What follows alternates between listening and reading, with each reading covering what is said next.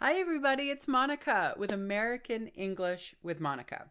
I'm so glad you're here. We're practicing phrasal verbs, and every week I'm posting a video for you to learn 3 or 4 new phrasal verbs.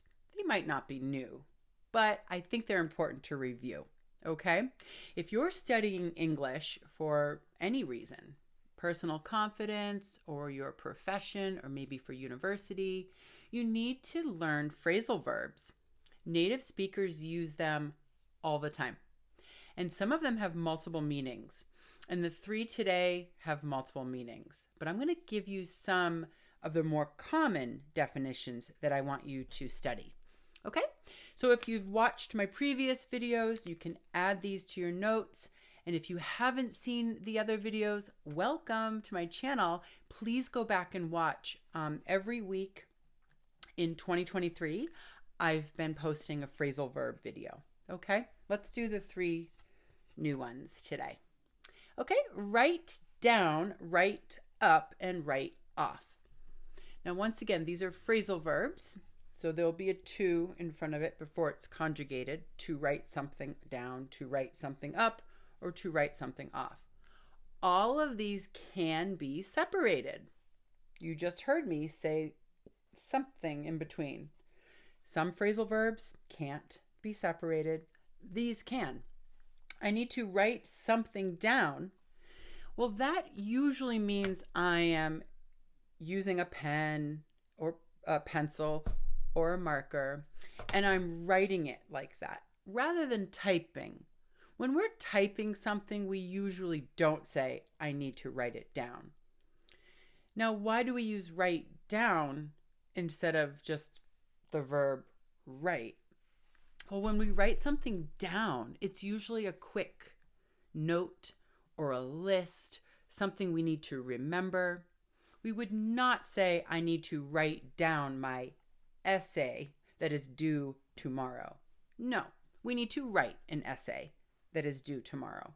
But if you have a quick list, like a grocery list, or something you need to remember to talk to your colleague or your boss about, you might write a note to yourself and you're writing it down.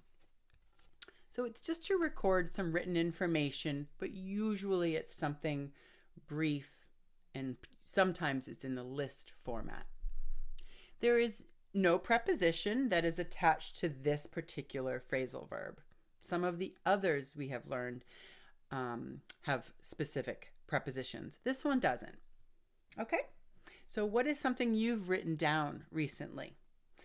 I just made my grocery list. I do need a few things, and I wrote down the beginning of my grocery list. If you have an example of something you've written down, put it in the comments, okay? So write up. If you have to write something up, or you have to write someone up.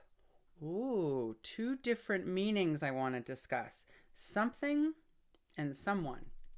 Let's start with the first one.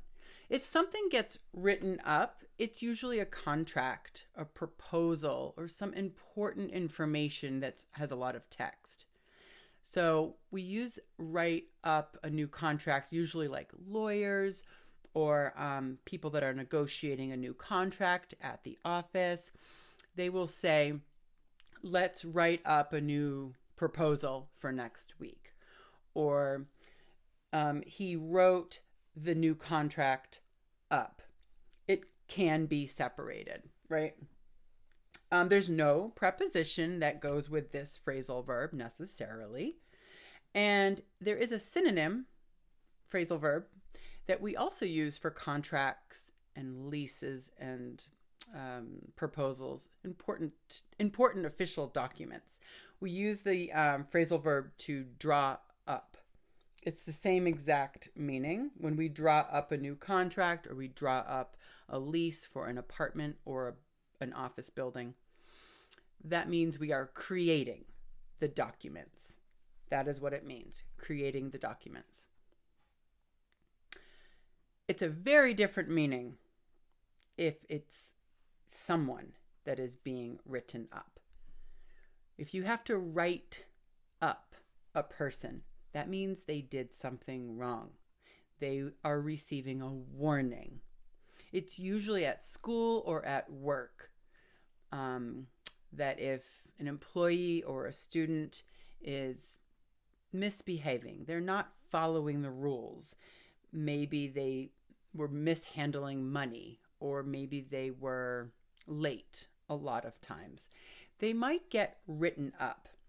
And if someone writes you up, it's usually serious. It's like a written warning before the next consequence. If you don't correct your behavior, something worse will happen.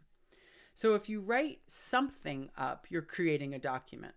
If you write someone up, that means you're probably their boss or their teacher, and you're giving them a written warning for inappropriate behavior. Okay, that one is important to know. I did have a student who was on a job interview, and during the interview, they asked him, "Have you ever been written up at work?" And he did not know what that meant. So he asked them to ask the question in a different way because he didn't know what write up meant. Okay, so that's good to know. I hope you don't get written up, but sometimes it happens. Okay, this last one has two meanings I want to share with you as well. The first one is not that common unless you are working on your taxes or you are in accounting, finance.